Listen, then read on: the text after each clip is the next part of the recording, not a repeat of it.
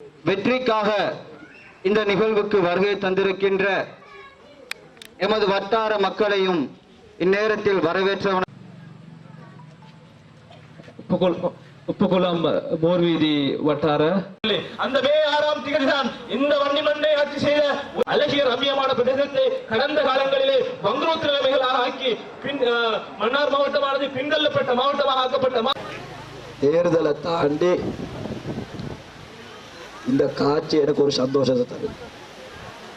காரணம், நான் தேசிய ஒருமைப்பாட்டு பிரதி அமைச்சர்.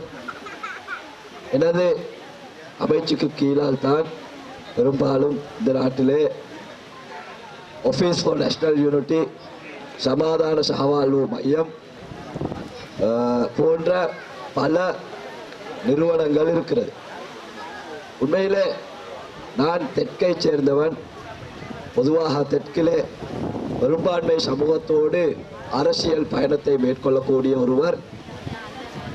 அங்கே இருக்கின்ற எமக்கு வருகின்ற செய்திதான், வடக்கிலே இருக்கின்ற மக்கள் பிரிந்து தூரமாகி ஒற்றுமை இல்லாமல் இருக்கிறார்கள் என்ற மாதிரி நியூஸ் தான் எங்களுக்கு அங்கே வார்.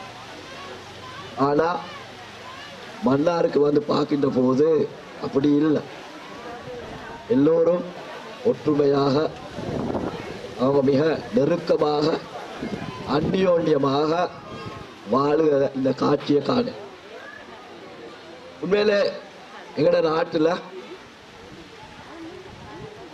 சமாதானம் இல்லாமல் போறதுக்கான காரணம் என்ன என்பதை பற்றி ஜெர்மன் நாட்டிட ஒரு ஆய்வு குழுவினர் ஒரு ஆய்வு ஒன்றை மேற்கொண்டு எங்களோட நாட்டில் முஸ்லிம் சமூகம், தமிழ் சமூகம், சிங்கள சமூகம் பிரிந்து சில போது பிரச்சனைகள் ஏற்படுகின்றது என்பது சம்பந்தமாக சில ஆய்வுகள் மேற்கொள்ளப்படும். அந்த ஆய்வுகளோட முடிவில் சொல்லப்பட்ட விஷயம்தான், எமது நாட்டில் இடங்களுக்கு இடையில, மதங்களுக்கு இடையில பிரச்சனை வாரத்துக்கான முதல் தர காரணி அரசியல்வாதி. முதல் தர காரணி அரசியல்வாதி என்பதுதான் அவன் ஆய்விட முடிவு. இரண்டாவது காரணி மொழி. இரண்டாவது காரணி மொழி.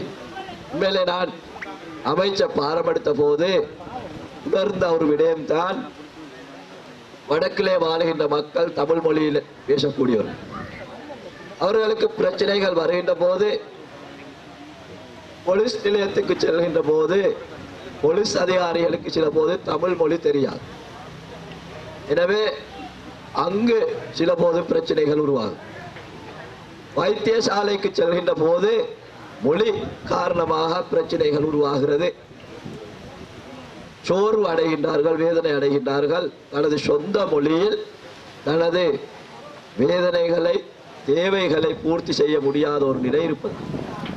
எனவேதான் எனக்கு எமது அமைச்சுக்கு கீழால் இருக்கின்ற தேசிய மொழிகள் சம்பந்தமான ஆணைக்குழு, தேசிய மொழி சம்பந்தமான நிறுவனம், நிலட் போன்ற நிறுவனங்களை பயன்படுத்தி வடக்கையும் தெற்கையும் மொழி ரீதியாக இணைத்து ஒரு சமாதான சகவாழ்வு சூழலை உருவாக்க வேண்டும் என்பதற்காக நாம் எல்லா சமூகத்தை சேர்ந்தவர்களையும் பிரதிநிதித்துவப்படுத்தி பல அமைப்புகளை நாங்கள் உருவாக்கி வருகின்றோம்.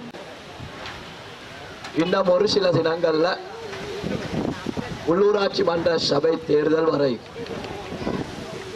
நான் இன்றைக்கு மன்னார் பிரதேசத்துக்கு வந்த டைம்ல தாராபுரத்துக்கு போனேன். நான் ஒரு பிரதி அமைச்சர். ஆனால் இந்த வாகனத்தில் எந்த ஒரு சந்தர்ப்பத்திலே விஐபி லைட்டை யூஸ் பண்ணுங்கள். ஆனா தாராபுரத்தில் ஐக்கிய டைம்ல இன்னும் அரசியல் ரீதியாக மனநோயால் பாதிக்கப்பட்டிருக்கிய சில பாராளுமன்ற உறுப்பினர்கள் என்ன தொடர்ந்தும் நான் இந்த ஏரியாட ஜம்பவான், நான் தான் இந்த ஏரியாட அரசியல்வாதி என்று காட்டுறதுக்கு விஐபி லைட்டோட பாவிச்சு கொண்டு. எனவே யாரோ சொன்ன தாராபுரத்துக்கு போனா முந்தி போனாக்கா வேற கட்சியை சார்ந்தவங்க போனா அடிக்கலாம், வாகனங்களை தகர்க்கலாம். எனவே உண்மையிலே தாராபுரத்துக்கு போனது மீட்டின் ஒன்றுக்கு போறதுக்காக அல்ல. 7 பண்டா அந்த அமைச்சர் எங்களுக்கு எங்களோட அரசாங்கத்தை சேர்ந்த யாருக்கு சரி அடிச்சு பார்க்கணும். எனவே இப்ப அவரு வெட்டி பாம்பாக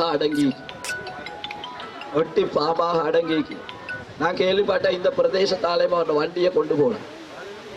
வண்டியில புகத்தானேலும் இறங்கி தற்போடையில அப்படித்தானே இறங்கி நான் சொல்ல என்ன இந்த வன்முறை அரசியலையும் நாங்க இந்த நாட்டில் இல்லாமலாக்கு அரசியலை இல்லாமலாக்குற மாதிரி, இந்த நாட்டில் திருட்டு அரசியலை இல்லாமலாக்குற மாதிரி, இந்த நாட்டில் வன்முறை அரசியலையும் நாங்க கண்டிப்பாக இல்லாமலாக்கு. இப்ப நிறைய பேர் பயந்தீங்க, நிறைய பேர் ஃபைல்ஸ் இப்ப மேல வந்தீங்க அப்படித்தானே, நிறைய பேர் ஃபைல் மேல வந்தீங்க. தேர்தல் முடிஞ்சதோட ஒரு சில அமைச்சர்கள் உள்ளுக்கு போற வாய்ப்பு, தேர்தல் முடிவுக்கு பின்னால உள்ளுக்கு போவாங்க. எனவே மக்கள் சொத்துக்களை திருடினாக்கள், மக்கள் சொத்துக்களை பிழையாக பாவிச்சாக்கள், மக்களை பயமுறுத்தி கொண்டிருந்தாக்கள், கண்டிப்பா அதுக்குரிய தண்டனையை நாங்கள் கொடுப்போம். அப்படித்தானே, கண்டிப்பாக அதுக்குரிய தண்டனையை நாங்க கொடுப்போம். இது நகரசபை தேர்தல், மன்னார் நகரசபை தேர்தல். சில அமைச்சர்மார் 16 வருஷமாக அமைச்சர்களாக இருந்து பாராளுமன்றத்தில் கிட்டத்தட்ட 25 வருஷம் இருந்தீங்க. எனவே இந்த காலப்பிரிவுக்குள்ள செய்ய இயலாத அபிவிருத்திகளை எதிர்கட்சியில இது கொண்டு அவங்க இந்த பிரதேசத்தை அபிவிருத்தியை செய்வதா என்பதை நகைப்புக்குரியது. அத்தோடு சேர்த்து எங்களுடைய சுற்றுலாத்துறை அமைச்சர் வந்தார். அவரின் ஊடாக அவர் வருகை தந்த பிற்பாடு கடந்த 2 கிழமைகளுக்கு